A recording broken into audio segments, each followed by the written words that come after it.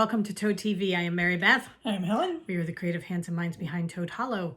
Today is Monday, January 30th. Since it is almost the end of the month, we have some things to talk to you about. Hugo has some stuff to talk to you about too. Hugo has a lot to talk about. One of the things we're going to be talking about are the books that we've read this month and whether we like them, if we didn't like them, all sorts of good stuff. We also have some new bags to show you that we've been working on that are not going into the shop quite yet because we're trying to build up more than two. But we will I do have two others in various states of completion. Right. So. We are going to, is that one done? That's the outside done. I said I finished the outside. Oh, so you still have to, gotcha. Yeah. So we will be doing, we're going to show you our first two. Sewing space, by the way. Yeah. The scene behind the camera is a mess, but it's all our fabric and everything. But we're going to show you the ones that we finished so you can see what you have to look forward to. And very, very nice bags. Oh, they're so cool. They're really, really cool. So we're going to talk about those. We're going to talk about some things that are coming up that we're going to be doing. So it's we got lots to chat. We made a plan. I have a list. It's not a plan, it's a list. All right. So to the universe, it is only a list. It's not a plan. Okay.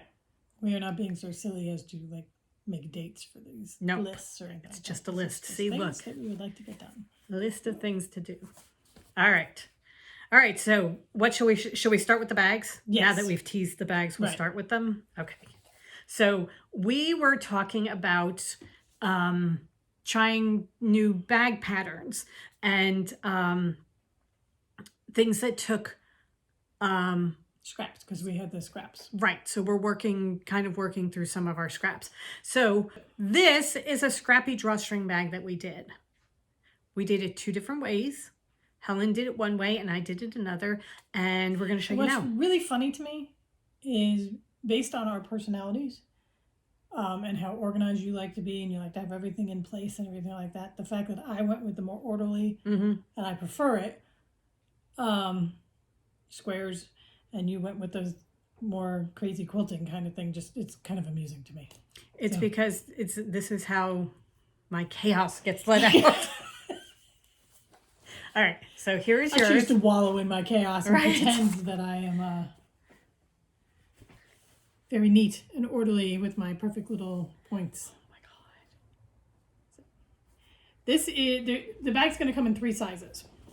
This is the largest size. Now we all know that Mary Beth has a very big head. Yes. So you could fit 3 of my heads in there, or 4 of them maybe. You could definitely fit Dudley in there. I was going to say Dudley is going to fit in here. Lisa, I'm pretty sure you could fit 2 of your dogs in here. Right, quite comfortably. Heather, probably all your cats. And very easily Afghan sweater with all your pieces and everything, yeah. Right. You know, throughout the progress of the sweater. It will have a string here through the channel so that you pull it closed. It's got a handle. Linen on the top and the bottom. Right. And it's lined with batting. With the batting lining, and the inside is lined with interfacing.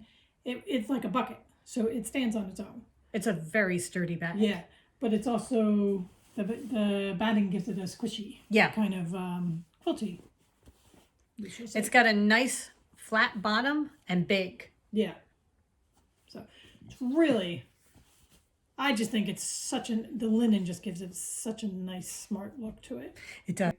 So Helen did hers in straight patchwork where everything lined up very, very neatly. Do you want to turn it to the other way so they can see the other side too? Because I absolutely adore this dog running with his heart. And I love that he's running this way on one side and this way on the other side. It's That was luck of the... No, yes. It is not. You planned it and it came out perfectly. So I did more of a crazy quilting kind of patchwork where I just started with something and then added things to the side, and mine kind of goes all over the place. They're not squares. I don't think anything here except maybe him could be even remotely considered a square. But it lends itself to scraps. This is perfect for scraps. What I did was I put all the patchworky together, and then I did a diagonal quilting going across. So that is mine. Has the linen again, top and bottom, canvas handle, and inside there is a set of pockets. I forgot the pockets. Yeah. Down here, so we have pockets inside. And this one called for us to interface the pockets, which I actually like because I find that some of our pockets may be a little bit loose, and I like floppy, the structure that the interfacing gives it. So I think from now on I will interface all my pockets. But it's a really, really deep bag with lots of room for stuff. Stuff. So any kind of project, large, it can hold all of your project bags. Right. It can hold a small child. Yeah, pretty much. So there you go. So we're going to have a whole bunch of them that are scrappy like this. But then we have some fabrics that are going to be absolutely perfect to have one big panel going across. So that is going to be something different. So you're going to have to wait and see those. Yes. They're going to be so cool. So these are the large. We're going to have a medium and a small size as well. What size is that? Is that the medium? This is the outer shell of the medium. So this is more of a standard. Here you can see next to that. Yeah. And then I have, this isn't put together yet, but you can see how much this is going to be the small. And you're going to lose, oh, you did it. Okay. Yeah. So So that's going to be about the small. Right. So this is going to be more of like a shawl size. And this is going to be great and that's for... going to be your sock sack. Yeah. So that's where we are with these. They're so pretty. Yeah. They're really, really pretty. I love this fabric and the way it's showing up. However, I am also very excited to move on to new fabrics. Yes. Because we have worked a lot in From the Heart. These are all in From the Heart by Anita Duram. And we've been working with this quite exclusively for the past 2 weeks. So I'm excited to get my hands on new fabric. Right. And we have had fabric delivered. So we have new stuff to work with. Yeah, we have 2 new lines that I'm looking at that we're going to be working on next. Helen's having fun editing today. Yeah, there are lots of little asides today. Yeah. Anyway, so we have 2 new lines that we're going to be working with. One of them is more of a softer pastel-y colors, and then you've got your brights. So it's going to be fun. Read something and then Tula. Blah, blah, blah, Tula. Right. Okay. Soft in spring, Tula. Right. So we have bags that will be coming soon. We just wanted to show you what we've been working on in our, the sweatshop. Especially just since it's a brand new bag style, and we're both so pleased with how it came out. They look really good. Yeah, I love this bag. It's really, really cool. All right, so we have those. All right. Then, in our list of things, speaking of using different fabrics, we have some things coming that will, some things that we're planning to do that will be coming shortly. One of which is a video showing you how to make pillowcases with a yard of fabric and a yard of one fabric, a quarter yard of a second fabric, and a strip of a third fabric. Right. It's an easy beginner sewing project. We've been meaning to do the pillowcase for a while, but during one of our Patreon knit nights, we were talking to Stacy, and she was saying that she was buying some of our fabric, and one of the things she wanted to do was make pillowcases to donate to her local women's shelter, which I thought was such a great idea. So that sparked us to get on the pillowcase sooner.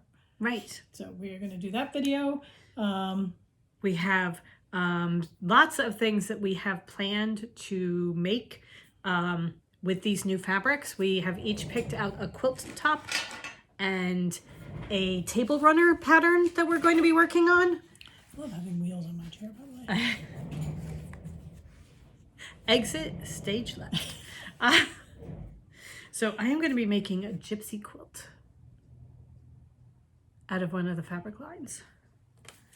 My quilt is going to be the Augustina. These are the Villa Rosa quilt cards that we have. And then very much like the Augustina. I'm looking at the fabrics. I'm like, because mine is 7 fat quarters. I am going to be making the Belle Amie table runner out of one of the fabric lines too. So that's going to be fun. And I'm going to make the housewarming. Not the greatest picture in the world, but I chose this because the fabric line I'm using, there is a fabric that will work very well as a center square to fussy cut that center square. And then all the little patchworks will work perfectly. Right. So, and then I'll have lots of little scraps left to make a scrappy bag. Exactly. Again with the editing. Oh my goodness.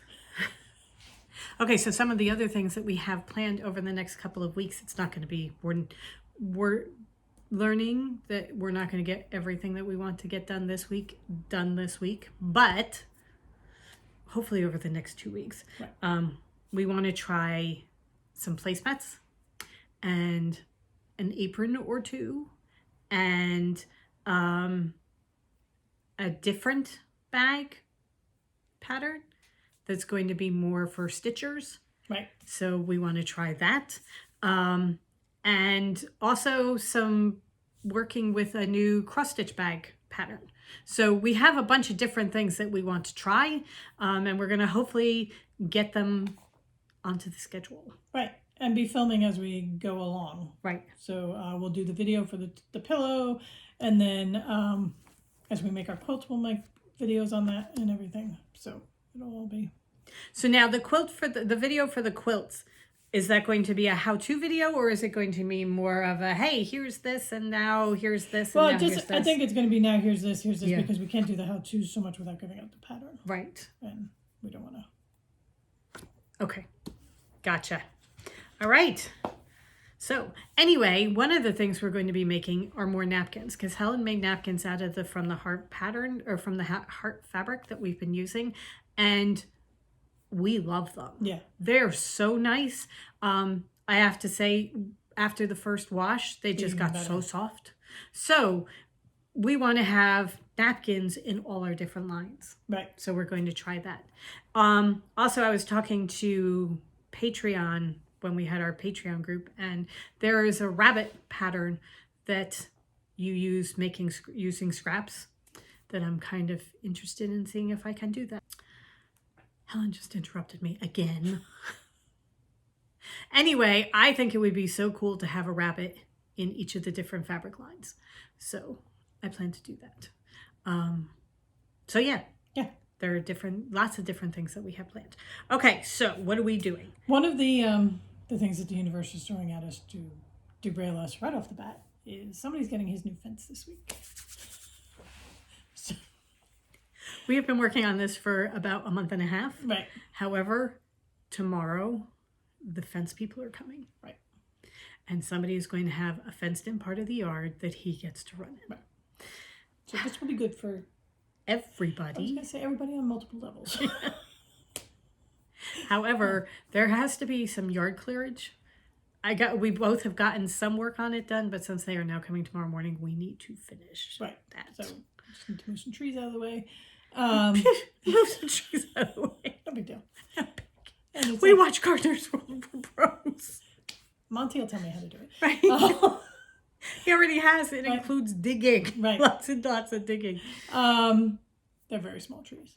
They're basically, they're really, dead saplings. Really what it is, and vines. Yeah. It's like... We got wisteria vines. Very thick wisteria vines. So we have to do that today, and then tomorrow will be an exhausting day for Hugo because he will be supervising all of the work. All of it. However, the end result will be very good for him. Very, very good. The zoomies. He needs his zoomies. He needs his place for his... Oh, one more thing we're going to be doing. Helen made us eyeglass cases out of, this is Mia Charo Christmas fabric. And we're going to be making more of these because My mother absolutely loves these and keeps losing hers and taking ours. So, Here, let me show you my eyeglass case. yeah. Oh, no, wait. I'm sorry. I can't. I've given all of them to my mother. So we're going to make a whole bunch of these and just I'm have them going to everywhere. stashed all over the house. And maybe when her room is just like exploding with eyeglass cases, she'll bring them down. With all the spoons. However, we're going to be making eyeglass cases because these are awesome. All right, that is it for the list. Moving on. Okay. Piece of cake. Piece of cake, yeah. Lots of things to look forward to, let me tell you. All right, so, shall we talk books? Sure. All right, let's talk books. Okay. I had a good quantity reading month. And meh, quality. Nothing really grabbed me this month. You had a good one. I had a good quantity, and I also had a fairly good quality one. I just didn't have. I have 3 4 stars. They're good books. Yeah. Last year I started with The House in the Cerulean Sea, and not all years can start that way. I will say that my 5-star book this month is Light from Uncommon Stars. That was a good book. By Rika Aoki, and Helen has already read it. I have, for my star rating, I think I shared this last year, but 1 star is not good, probably going to DNF it, which means do not finish. 2 stars, finished, but it wasn't that good. A 3-star is an okay book. It didn't shock or wow me in any way. Probably forgotten most of the details by now. A 4-star book is a really good book. Love the characters and the storyline. Will remember parts of it for a while. And a 5-star book is, this book touched my soul. It moved me to tears or made me want to climb inside the pages and live there. It bewitched me. I did not get one of those this month. A Light from Uncommon Stars touched my soul. That book will stay with me for so long, for so many reasons. The characters in this book, She's so great. I am. The characters in this book are just... They're beautiful. That's it. The writing of this book is beautiful. It has a trans girl who is bullied and just put down constantly just by the looks that she's given. And yet, when she plays her violin, her soul speaks through her violin. There is a violin teacher who has to collect 7 souls for the devil in order to save herself from becoming the 7th soul. And then there is a being from outer space who has landed and taken over a donut shop. In an effort to save her family from the Galactic Wars. But it's how all the lives intertwine, and it's the smaller lives that intertwine with those 3 main lives. The side characters are just as moving and so beautiful. It's just a beautiful book. If you have not read this book, you need to read this book. Both of us would recommend very highly the Audible version because the Audible version was so well done. Yeah. So well done. The narrator is just wonderful. Her voice is perfect for it. And it's a very soft and soothing voice. Yes. But the book is good enough that it's not soft and soothing you to sleep. No. Because I listened to a lot of it driving back and forth. And there were parts where, you just sit and you get to your destination, you're just sitting there listening because you don't want to stop. So, cannot recommend this one highly enough. This may be like The House on the Cerulean Sea, where I start really, really high and everything else has to fight to live up to it. Although I did have a lot of really good ones last year. But, that one that's a goodie. Okay. Yeah. It's all downhill from there. So I read 9 books this month.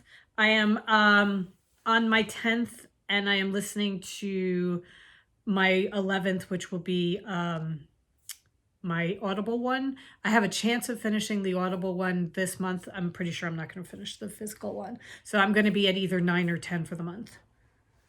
I will be at 6. I finished 6. I just started an Audible because I just finished my Audible yesterday. In my physical book, I'm not even close. So yeah, I will stay at the 6. Okay, so should we do our stats? Did you do your stats? I haven't done my stats because I haven't okay. done Let's do anything. my stats then. Okay. I read 3 Audibles, 2 on Kindle, 1 a regular book, and 1,800 pages, which is me is a lot. Yeah. All right, so do you want to go over yours? Sure. My first book was Still Life by Louise Penny. It's the first in the Inspector Gamache series. I obviously have not read them. And I knew the TV show was coming out. Also, her 18th in the series just came out, so everybody was Louise Penny, Louise Penny, Louise Penny. And I thought I should probably start it. It was a good 4-star read. I'm not overly concerned with jumping right into the rest of the series. If I come across them, maybe I will read them, but I don't feel... It did not grab me the way it grabbed the rest of the world. Yeah. So I gave it a good 4 stars. But I was expecting a lot more out of the Gamache character. I think he gets more as you go along. Okay. I didn't know, and I didn't know whether that, this first book is just kind of a placing everybody. Right. Kind of thing. You get to know more about him and more about all the characters in Three Pines. Okay, because, Three Pines, it's an intriguing little town, but it wasn't just like, oh my God, I have to go live there right now. Number one, it's in Canada, so. It spends a lot of it. I have absolutely nothing wrong with Canada other than it's cold. Well, also, I was going to say, it spends a lot of the books under snow. Yeah. So. Yeah, it was a okay book. Then, do you want to go back and forth? Let me just go through mine. Go through yours. Okay. Then I read Garlic and the Vampire, which is a graphic novel, which was highly recommended. Somewhere, I'm pretty sure it was the Novel Neighbor was the one that recommended it. I was expecting, I ultimately raised my rating on this because initially I gave it like a 2-star, but then I thought, okay, it's not the book's fault that it's so simple. It's the fact that I was expecting something else. It's a very definite low middle grade book. Yeah, I gave it 2.5 stars. So that it's a very sweet little story. It's just too simplistic for my taste. Right. But I can't fault it for what it is, which is why I bumped it up to a 3-star. Because for what it is, it's a very sweet story. Yeah, Garlic bothered me. She really bothered me. She spent a lot of time in tears. She was, yeah. But it was all towards bucking her up and getting her courage and that kind of thing. So for a low middle grade, for my nephews, it's perfect. We passed it on to Cullen. We passed it on to the nephew. So, yeah. Yeah, we gave it to Cullen for him to read on the way down. And that was one of my books this month, too. And I was not as kind. I gave it 2.5 stars because it just was not for me. No, and so that's why it's my ratings. Mary did her ratings, and my ratings. My ratings are 1-star rating is I didn't finish, so that's how I qualify my DNFs. 2 is between 1 and 2 will be the books that are so terrible they annoy me. I want to throw them across the room, but I did finish them. I had one of those last year that I went into in great detail. 2s are poorly written. I'm really annoyed that I finished them, kind of thing. 3s are, as Mary Beth said, an okay. So that I didn't want to give Garlic a 2. Okay. Because I didn't think it was poorly written. I think it was me expecting something more from the book than it was. So I'm giving Garlic way too much credit. Way too much time. Okay. Small Town Big Magic by Hazel Beck. Very interesting premise with a town in Missouri. Some of the town are witches. The other non-witches don't even know that the witches exist. Big bad's coming. It's an interesting premise. The main character was so annoying. She kept telling it was written in the first person and how perfect she is and what, she's the 26 and she's the head of the Chamber of Commerce for the small town. And of course, everything is perfect because she did it. Once would have been fine. I could have gotten over it because there are people like that in the world. But oh my God, it just hit me over the head with it. So I finished it because I was too lazy to pick a different Audible and download it because I was driving back and forth. Okay. Then I read A Psalm for the Wild Built by Becky Chambers. This is a sci-fi, and it's a little too sci-fi for me. Robots and, well, it's the Monk and Robot series. It was highly recommended. Gave it 3.5 stars. The setting wasn't really for me. Okay. And also the audible production was terrible because I could tell where they edited. The voice changed. Okay. So I could tell where the edits came in, and it was very jarring where you're going along and then like mid-conversation, mid-sentence, they're splicing something in. So it was okay. Then we come down to the two that I have to choose between, which is going to be my favorite book of the month. Tomorrow and Tomorrow and Tomorrow by Gabrielle Zevin. I gave that 4 stars. It's a really good book. It's not as good as it was hyped up to me to be. So for me, it wasn't as good as a lot of people thought. Like it was on the top of a lot of people's lists last year.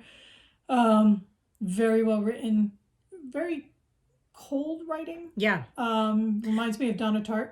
I finished that one too, and I in my review in my book I wrote that it was almost clinical. Yeah. Sometimes her writing became so distant that it was almost clinical to me. And two of the characters are very cold, and once there becomes a point in the book where the focus is mostly on the two of them, and I would then from that point forward it was let me get to the end of the book.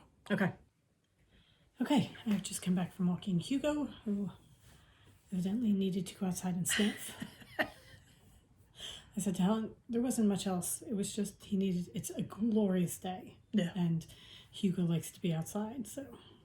However, okay, so you were finishing up your books. Okay, the last one is The Henna Artist by Alka Joshi.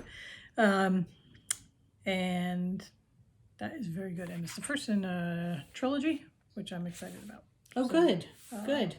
So what is the premise of that?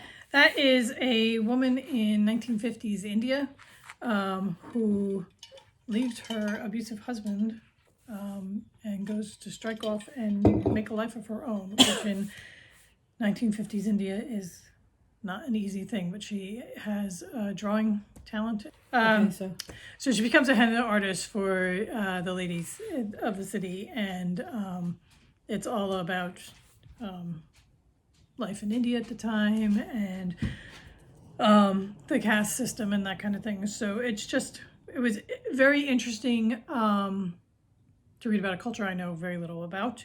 And also her story and characters were just so good. No matter what setting she chose to put them in, they're just really good. So cool. Very cool. Very much. I think it's very funny because I have a book that's set in India also. Yeah. And it wasn't like we tried to plan this or anything. We didn't coordinate. I read The Bandit Queens by Parini Shroff, and it was a really good book. I gave it, sorry, I closed my book when I went out with Hugo. I gave it 4 stars. It was a good, solid 4-star read. It, again, completely different culture. I think this one is a little bit closer to current day, but very, very, very, very poor, very rural Indian, an Indian village, and the women of it and how they are trying to take back their lives from their husbands.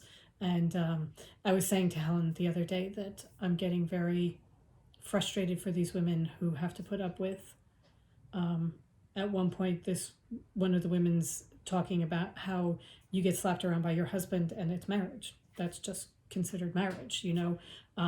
So I'll tell you how many times I read that the woman is the husband's property. Yes. And for the two of us being raised the way we were and the life that we live, this is completely foreign for us. So, as well as the age in which they become the property. yes. Oh my God, that's just frightening. So anyway, but The Bandit Queens by Perini Schroff, very, very good. This group of women, they are good. They are very good. I like them very much. I also read The Southern Book Club's Guide to Slaying Vampires by Grady Hendrix. I gave it 4.5 stars. I am still thinking about that stupid vampire. I have a healthy fear of the dark anyway. Throw some vampires in there and it's just, yeah, okay. Anyway, Grady Hendrix in his foreword said that he wanted to write a book about Dracula and his mother, who was a proper Southern woman, and what would happen if his mother met Dracula. And as he put, there was no fair fight. So, but the way she goes about doing it is very, very interesting. So that was fun. That was a good book. I did, I had The Light from Uncommon Stars, which is hands down my favorite book of the month. I had How to Be Eaten by Maria Adelman. This is a really interesting book. It's if Red Riding Hood and Bluebeard's mistress and a couple of other fairy tale characters got together in the cellar of a basement. No, the cellar of a basement is the same thing. The basement of a church for a therapy group. A support group. A support group, but it's kind of like a therapy group. Okay. And talked about their ordeals. But in modern times, and it's just what would happen. What are the actual stories that go with it? Very, very, very interesting. Really interesting. There were a couple of things that I didn't love about it. So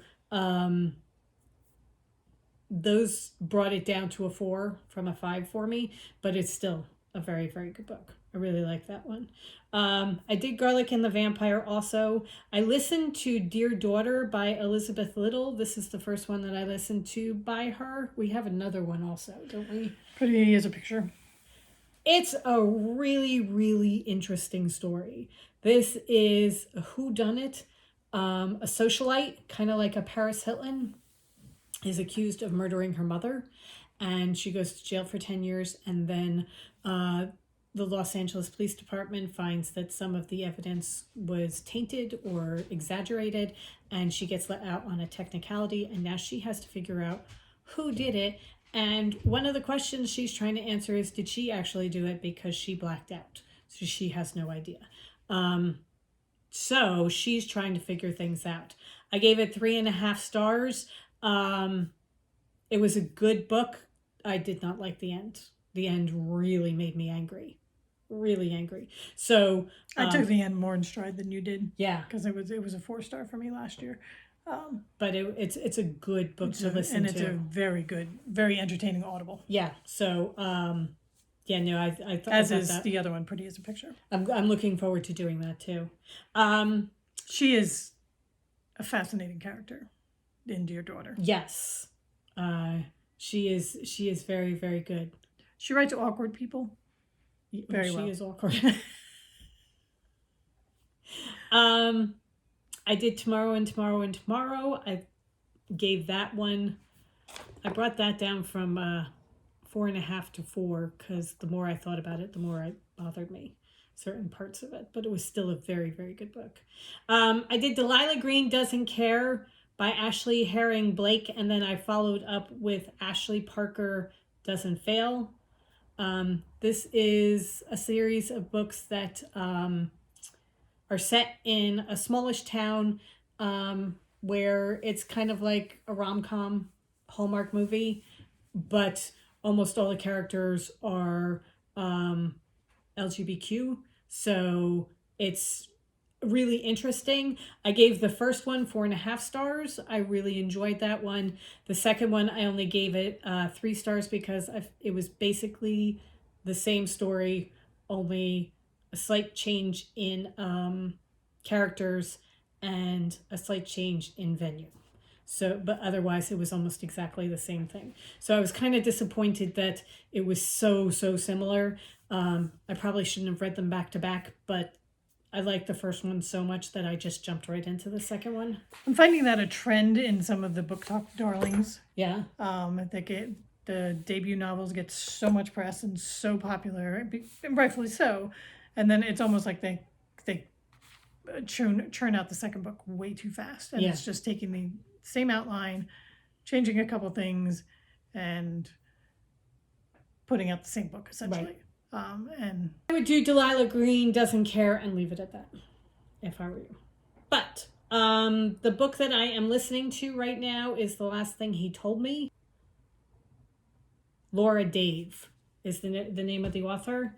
This is all over the place because Reese Witherspoon's production company, Helen. I thought you were saying that the story was all over the place. Oh, no. The book is all over the place because Reese Witherspoon's production company is producing it, and Jennifer Garner is starring in it. It may have just finished wrapping the filming and everything. It's a good story. It's a really, really good story. There's a woman who gets married, and a year and a half after she gets married, she is living with her husband and his 16-year-old daughter. And she is at home. There's a knock on the door, and a 12-year-old girl says, "Your husband was at the school. He gave me a note to give you." And it just says, "Protect her." And her is his daughter. Okay. So she is supposed to protect his daughter, but he has now disappeared. And the company that he works for is a software company that is doing kind of an Enron deal, has been raided by the feds, and he is on the run, but you don't know how involved he is in the whole thing, because he's a key player in the company, but he's not the owner. So it's not like it's his company, it's the company he works for. Anyway, the whole thing is, where is he? Is he the person that she thought she married? Is he even Owen Michaels? Because is that even his name? There's a whole thing. Oh, okay. So it's really very good. Okay. Very, very good. Cool. I'm enjoying it a lot. And then the book that I am reading right now is To Have and to Hoax by Martha Waters. This is the first in the Regency Vow series. It is very much like Bridgerton's. It's along that ilk. It's a lot of fun. I started it yesterday, and I'm already probably a third of the way through it. So very light, easy, fun to read. And I got the next two in the series too because the novel neighbor suggested all three of them, and I thought, okay, why not? Because the novel neighbor told me to. Right, exactly. So that's where I am right now with my reading. Binding by Bridget Collins. It's I guess a fantasy book. I don't know that much about it, but I know that it's a young man who becomes an apprentice for a bookbinder, but they don't sell the books. Right. It's all about it's him trying to figure out exactly what they're doing when they bind the books, and it involves you as the customer come in and you have all your sorrows and essentially your life bound in a book so that you don't have to deal with them anymore. But doesn't he absorb some of them? I haven't gotten far enough into it. So he's just trying to figure out, and where I am in the book is he's trying to figure out exactly what being a bookbinder means. Okay. So he was he's just trying to figure out what that means. So it's very interesting. Not loving the narrator yet, but I'm beginning to acclimate to the narrator a little bit. Okay. And then the book I am reading right now is Beartown by Frederick Bachman. It's a good book. It's well written. Frederick Bachman is an excellent author. It starts off a little rough, so I'm reading it trepidatiously, I guess. Okay. Because I'm pretty sure I'm not going to like it. just by the way it starts. It starts, it starts with a teenager going into the forest with a shotgun and putting it to someone else's head. Okay. But you have no idea who the teenager is or whose head they're putting the gun to. And then it goes back to 2 or 3 days before that happens, and you're working up to. So as you're reading, you're getting introduced to new characters and that kind of thing. It's like, is this the one? Right. Is this the one? So I'm not sure I love reading a book that way. Okay. Because am I distracted by trying to figure out, it's almost why I don't like, not that I don't like, my mysteries are not necessarily my genre, because I'm almost distracted by trying to figure out who did it. Right, okay. Kind of thing, so that's kind of where I am. I ran into it with The Wedding Party. Oh, yeah.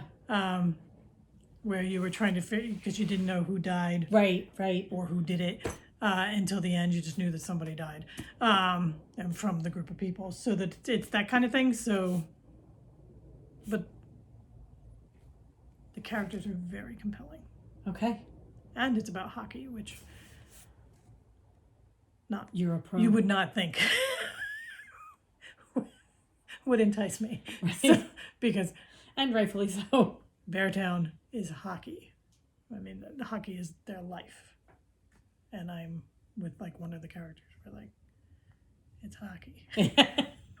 But anyway, so yeah, good. I'm kind of looking forward to reading it, because it just, I know it got really, really good reviews, and we both loved A Man Called Ove. So, right. And anything that I see online or hear people talk about it, it's just like, oh my God, Beartown. Also, pretty much anything by Frederick Bachman, right, is like that. So yeah, I'm enjoying it. Okay. As much as I can enjoy a book where I'm trying to figure out who done it and who's getting done too. And how devastating is this gonna be with a teenager being involved in it. Right. So. Right. All right. So that is the state of the books. Yeah. Here at the Hollow. Yeah, no, it's been a fairly good month for me. Some solid reads, and I'm winding up with a really good Audible and an interesting, fun, light book. What is the page? The page? Oh, that's the page that I wrote my review on. Oh, okay. So sorry, I'm looking at her journal. So, okay. All right. We are deep into The West Wing with my mother, watching that with my mother. For anybody who knows The West Wing, we started off last night with the end of season 1, which winds up with the president leaving a town hall meeting and shots ringing out, and people are shot and hurt and things like that. We started the episode at like 10 o'clock last night, and I just looked at my brother and I'm like, she's not going to let us get away with just one. Yeah. We're watching 2 episodes before we go to bed. However, this is a 3-episode arc, so we still kind of left it in the middle. But it's okay. I know how it ends. Yeah. So it is such a good show. It really is such a good show. It's very, very, very well done. There was one night where we were like, oh, okay, we'll do one more. And it was in Excelsior's Deo. I'm like, really? This is what we're going to wind up with? I can't go to bed after this. So well done. Okay. We are off. We are off to clear brush. Yeah. So that fences can be put in. We are also off to Somebody see has a certain dog outside, Drusilla, because there are smells wafting up from under the table that just need to be taken care of. That's not true. Drew's over there. Okay, then Hugo's coming outside. Dude. My eyes are watering. It's not bad. Okay. Anyway, we hope you guys have a great rest of the week. Go forth and create. And we will see you in and around Friday. Yeah, some point. Yes. At some point later in the week, we will be popping in. Right. But yes, have a great week, everybody. Bye. Bye.